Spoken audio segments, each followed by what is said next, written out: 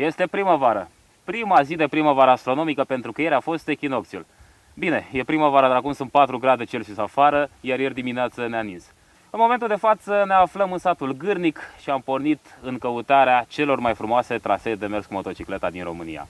Iar dacă de obicei la Pe Motoare plecăm la drum cu ultimele modele de motocicletă, de data aceasta am luat două modele mai deosebite. Exact. Eu am o Yamaha XTZ 660 Tenere din 1995. Iar eu un Kawasaki KLR 650 din 1989. Ok. Eu am 64.840 de kilometri. Eu am doar 45.000, dar am 25 de ani vechime la motocicletă. Am înțeles, numai bună de măritat. Dar ia zi, ABS ai? N-am ABS pe ea, Ok. Control tracțiunii? nici atât. Suspensii semiactive? Nu, dar am 23 de litri în rezervor și sper să-mi ajungă până la următoarea benzinărie.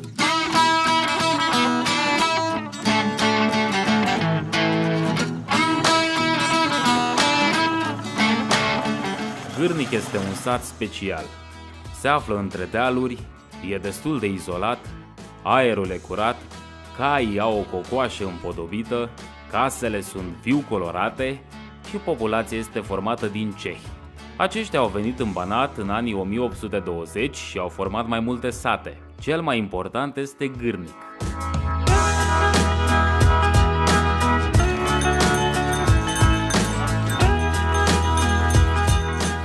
Cum spuneam, suntem în Gârnic, dar acesta nu este începutul, ci ne aflăm la jumătatea aventurii noastre, pentru că povestea a început ieri după amiază.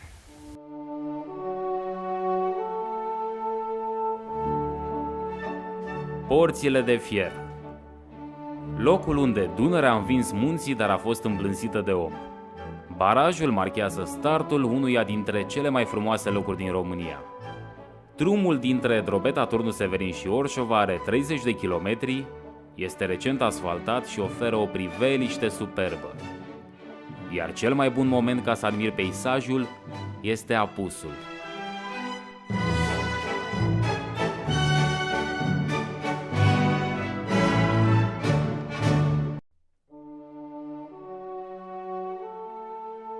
De la atâta admirat, pe noi ne-a prins noaptea la Orșova. Dar n-am rezistat tentației de a mai opri odată pe malul Dunării.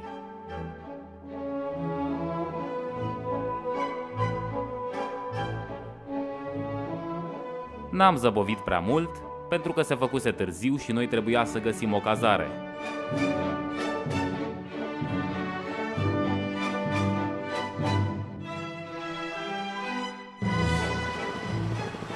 Să găsești o cazare la sfârșitul lunii martie pe clisura Dunării nu e o misiune ușoară.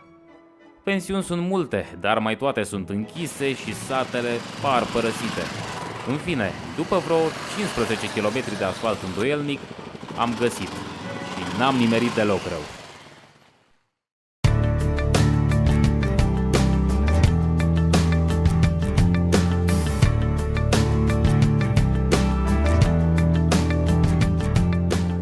Să-ți bei cafeaua dimineața în timp ce vezi Dunărea cum iese din cazană. Ce priveliște! Te bucuri de soare, vorbești despre motoare, te uiți la vasele care trec, ba în amonte, ba în aval și faci planuri pentru ziua ce urmează. Și pregătiri. O să omorâm o sticlă de dimineață la micul dejun ca să confecționăm o pâlnie. E neapărat nevoie. Pentru că la Yamaha Tenere uleiul e în cadru.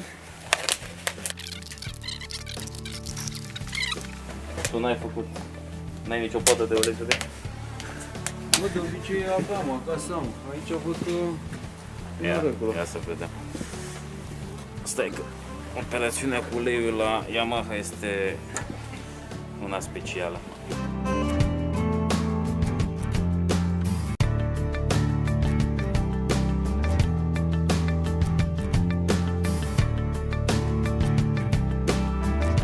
Și când ți-e lumea mai dragă, inevitabilul se produce. Stai că la asta e cu dichis. Tragem șocul ca la Dacia.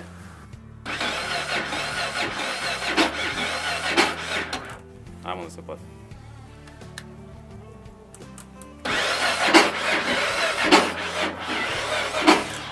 Nu mai rămăsese niciun strop de curent în baterie. Așadar, Am apelat la metoda românească cu inspirație MotoGP.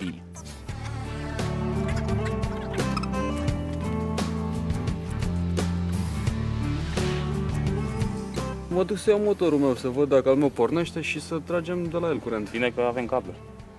Avem cabluri? Avem cabluri. Bine atunci.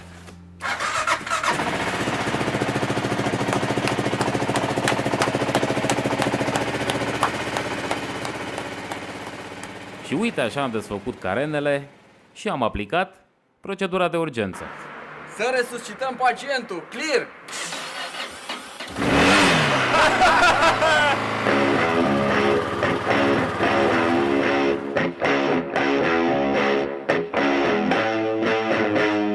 De la Orșova la viaductul Mraconia ți ia vreo 20-30 de minute, cu tot cu admirat peisaje.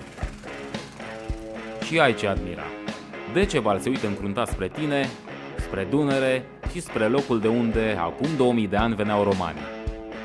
Noi l-am lăsat pe Decebal să vegheze în continuare și am accelerat în amonte, cu un ochi la drum și cu unul la Dunăre, îngustă de doar 200 de metri.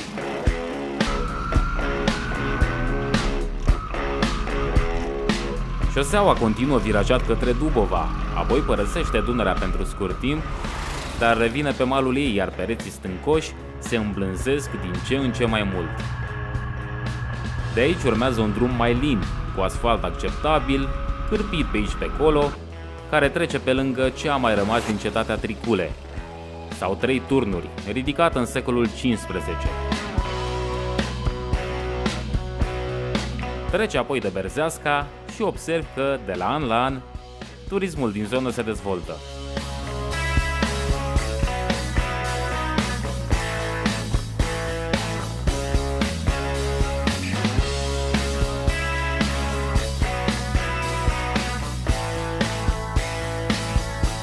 Sătui de șoseaua principală, intrăm pe un drum județean ce ne duce spre morile de pe văile Camenița și Grămeasca. Asfaltul mai ține doar câțiva kilometri, iar motocicletele intră în elementul lor.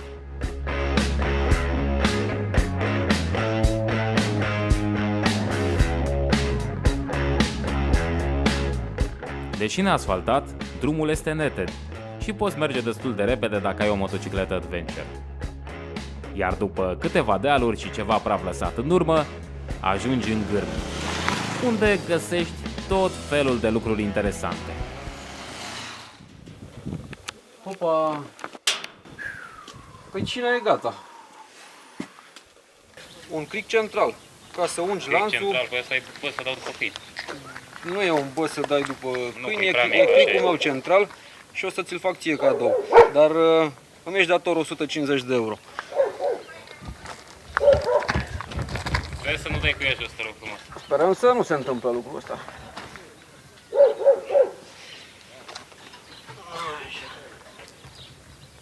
Și prei de mult lanțul avem?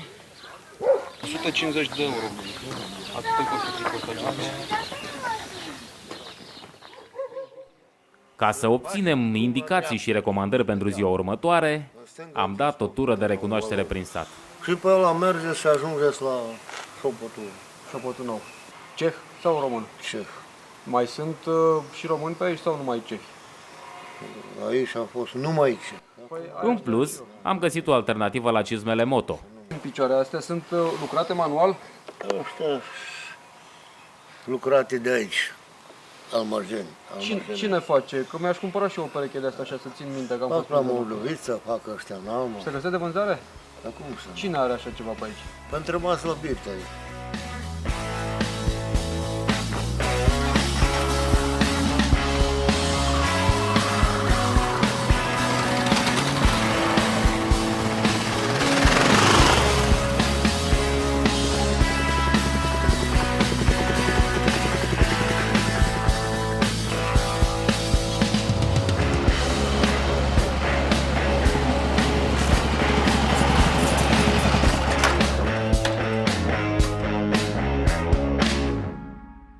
Să obosesc că am fost la lucru. Bravo!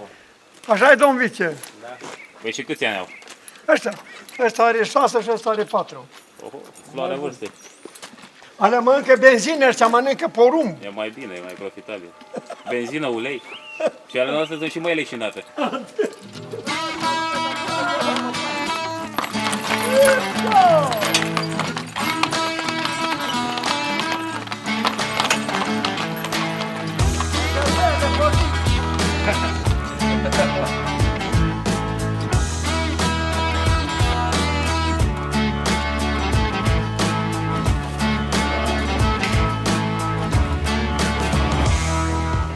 De când aveți deschis aici?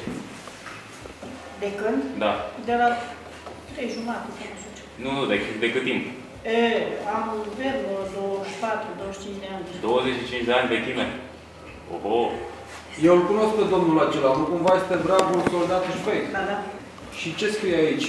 O șușne, hai să La noi rimează în limba cehă. Raportez că acum sunt la birtul domnul Biecek, dar știți cum dacă ați citit cartea... Am citit. Na, eu tot acolo raportat tot timpul. Deci 44, să vedem care e mărimea, 44 gradul de stimă. Slipuri, deci astea sunt numai pentru circuit. Talpa nu e deloc profilată. Da. Din păcate nu e mărimea mea. Nu mai sunt, numerele mari s-au dat toate. Sunt foarte trist că nu am găsit patru de alergare, dar hai să-ți arăt unde se ține festivalul de rock. Unde aproape? E aproape, e o poiană foarte frumoasă, avem 1 km până acolo. Nu te lăsa indus în eroare pentru că locul acesta nu este ceea ce pare. Păi cum, e un teren de fotbal comunal. Nu, terenul ăsta dezafectat e un loc unde se ține un festival de rock foarte frumos la care vin și mulți motocicliști. Dar până să vină cei de la Metallica la Gârnic mai era mult. Iar pe noi ne prinsese, din nou, noaptea. Frate, e frig, e noapte, ce facem acum? Păi după aburii pe care îi scoatem, cred că sunt doar vreo 4-5 grade, ar fi bine să ne cazăm și continuăm mâine dimineață. Ok, de acord.